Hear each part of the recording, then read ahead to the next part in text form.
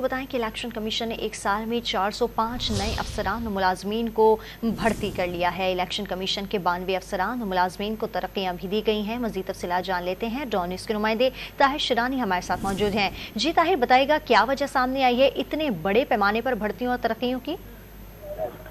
देखें, election commission के ज़राए ने हमें ये बताया है कि इलेक्शन कमीशन में क्योंकि इंसानी जो ह्यूमन रिसोर्स है उसकी ज़रूरत के पेश नज़र जो नई भर्तियां की गई हैं और उसके साथ साथ इलेक्शन कमीशन में जो 263 पोस्टों को तख्लीक किया गया, उसकी वजह भी यही है कि ज़रूरत के मुताबिक ताकि जो आसामियाँ हैं उसको पुर किया जा सके।